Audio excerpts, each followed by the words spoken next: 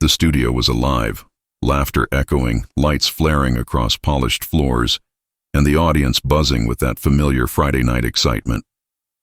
The Graham Norton Show had always been a space for wit, charm, and effortless fun. But on this night, something felt off behind the cameras, producers whispered.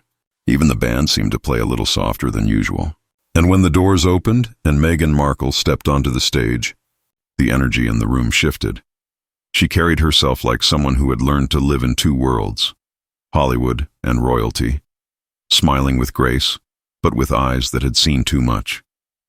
The crowd clapped, some cheered louder than others. Graham greeted her warmly, that trademark grin never leaving his face. "Ladies and gentlemen, the Duchess of Sussex," he announced, voice booming with showman confidence. Meghan laughed softly, taking her seat. For a moment, it looked like any other interview. Two professionals, a crowd eager for amusement, and the glow of harmless banter waiting to begin. But under that laughter, there was tension. The kind you can't see but feel. The kind that makes you lean forward because something inside tells you, this isn't going to end like you expect. As Graham adjusted his cue cards, the camera zoomed in. Meghan's posture was perfect, her smile steady, but her fingers interlaced just a little tighter than before. A silence hovered for half a beat too long, and then the first joke landed. It was sharp, clever, but it brushed too close to something personal. The audience laughed, though even their laughter felt uneasy, almost rehearsed, and just like that, the atmosphere changed. The spotlight grew hotter, the smiles thinner. Something unspoken had entered the room, a collision between charm and dignity, between humor and hurt. No one could tell yet, but before the night was over, Graham Norton's stage would witness one of the most unforgettable moments in late-night television history. The applause faded, and Graham leaned forward, flashing that effortless grin that had charmed 1,000 guests before. The conversation began light. Memories of Meghan's acting days, her life in London, the changes that came after stepping away from royal duties. Meghan responded with poise, her tone calm and measured. Every word felt weighed, chosen carefully, as though each syllable carried the weight of headlines yet to be written. The audience smiled, laughed, clapped on cue, the rhythm of the show beating as it always did. But beneath the comfort of the talk show glow, there was something different about this exchange. Graham's jokes came a little quicker than usual, his questions a little sharper. He was smiling, yes, but his eyes were searching, testing boundaries. "So, Meghan," he began with a teasing tone, "what's harder, dealing with the British press or learning to act surprised at royal family dinners?" The audience laughed, waiting for her reply. Meghan smiled, tilting her head slightly. "Both have their challenges," she said, the words graceful, but her eyes told a different story. Graham chuckled, but the air shifted. Even the camera operator hesitated, zooming out just a touch. There was an invisible tension building, the kind that comes before something breaks. As the minutes passed, Graham kept the energy high, but his tone danced between humor and provocation. The audience didn't know whether to laugh or hold their breath. Meghan, however, never faltered. Her grace became her armor, every smile a shield. No one in that studio could have guessed what began as polite conversation was quietly turning into a test of respect, and the real show was just beginning. The laughter rolled on, but it wasn't the same kind of laughter that filled the studio at the start. It had a nervous edge, that uneasy kind that comes when people sense something's off but can't quite name it. Graham leaned back in his chair, cards in hand, his trademark smirk still painted on. "You know," he said casually, "you've had quite the journey. Actress, royal now. What do we call this new chapter? Finding Freedom, Part 2? The crowd chuckled. Meghan's lips curved, but her eyes didn't follow. "I suppose," she said. "I call it peace." Her tone was calm, but the room felt it. A ripple, like a warning beneath still water. Graham laughed lightly, but the edge was showing. "Peace, right? But peace with a Netflix deal and a few tell-all interviews, eh?" The crowd gasped, a mixture of amusement and discomfort. Meghan's posture stiffened, but her voice stayed composed. "You know, sometimes people confuse speaking truth with seeking attention." Silence. Even the band at the back looked up. Graham tried to steer the moment back with humor, but something in her response lingered, heavy, unshakable. He reached for another card, forcing a grin. Well, I suppose we all seek a little attention now and then. That's why we're here, she smiled politely. True, but not all of us are willing to trade empathy for applause. The words landed like glass shattering on marble. Clean, sharp, impossible to ignore. The audience didn't know how to react. A few clapped, others stayed frozen, sensing that the sparkle of late-night entertainment had just turned into something real. For the first time, Graham Norton didn't have a comeback, and everyone watching could feel the air had changed. The silence stretched longer than any producer liked. The camera stayed locked on Meghan, calm, unflinching, her expression unreadable. Graham shifted in his chair, tapping the cue cards against his knee, trying to find his rhythm again. Well, he said finally, I guess honesty really is your new brand. His laugh came out thinner this time, forced. Meghan tilted her head slightly. It's not a brand, Graham. It's survival. The audience let out a low murmur. The air was electric now, the kind of tension you could almost hear humming between words. Graham tried to pivot, a host's instinct kicking in. Of course, he said quickly. But come on, you must admit, people are curious. You've lived the fairy tale, and most fairy tales don't end with interviews. Her eyes softened, but there was a weight behind them. Maybe that's because fairy tales aren't written by the people who live them. That line stopped him cold. The audience broke into scattered applause, hesitant, unsure if they were cheering courage or controversy.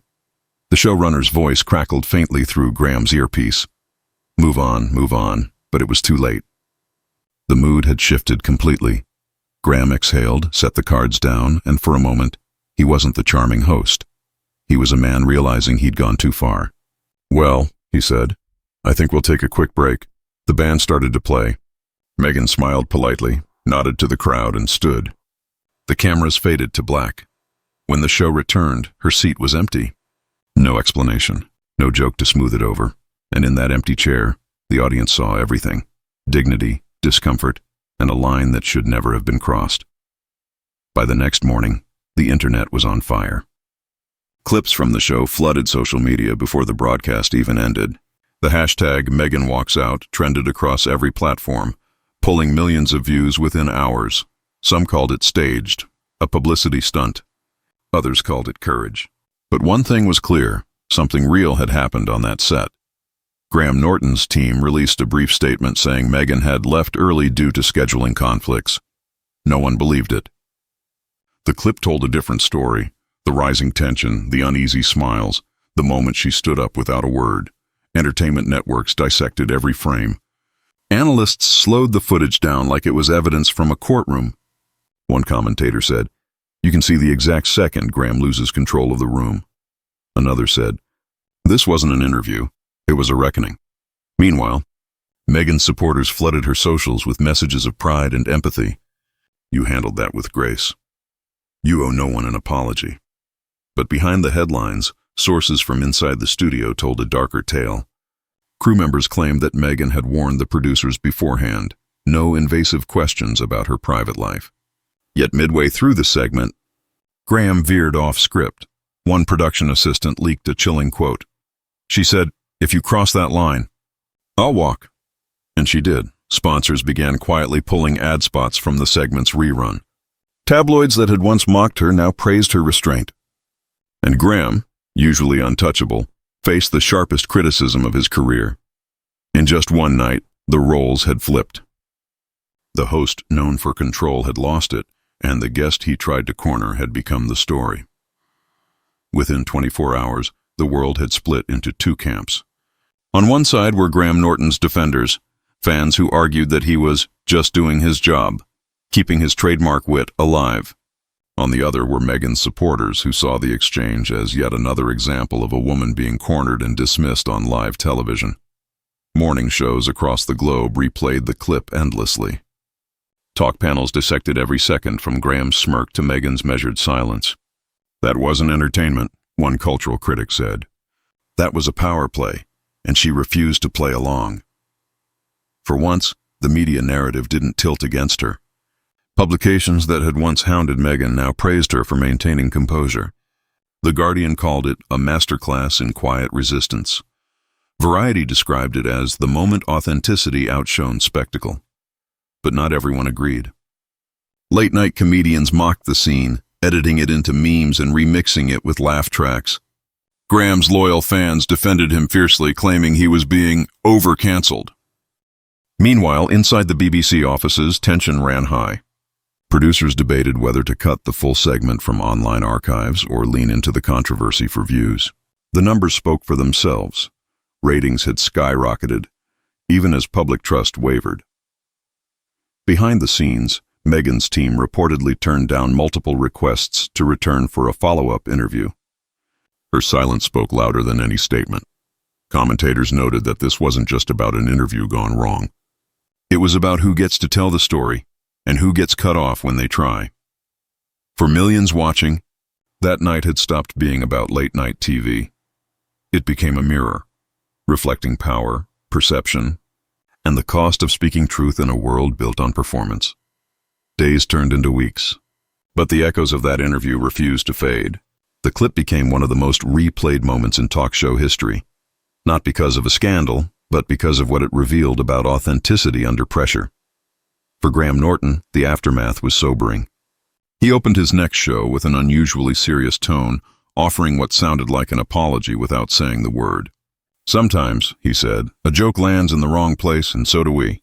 It was brief, but it was enough for some. Others called it damage control. Behind the scenes, producers began revisiting how guests were handled. The rehearsed banter, the baiting, the need for viral moments.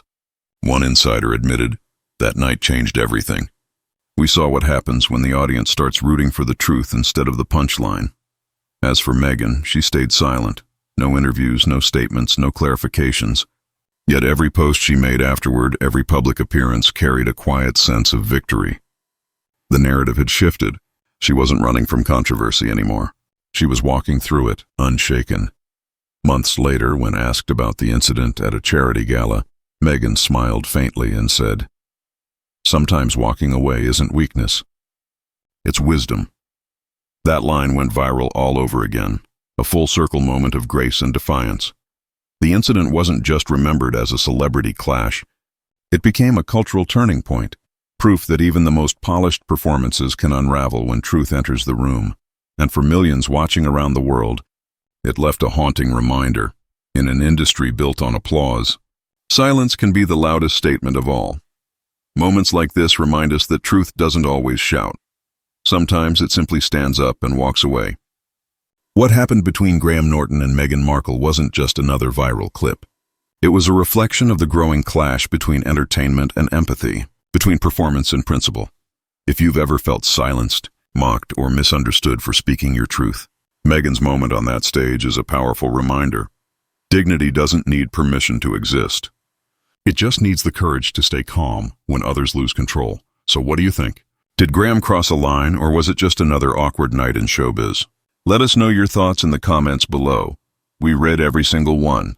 And if you want more stories that reveal what really happens behind the spotlight, the moments that shake Hollywood's glossy surface, make sure to like, subscribe, and turn on notifications. Because in a world obsessed with drama, we bring you what truly matters, the human side of the story.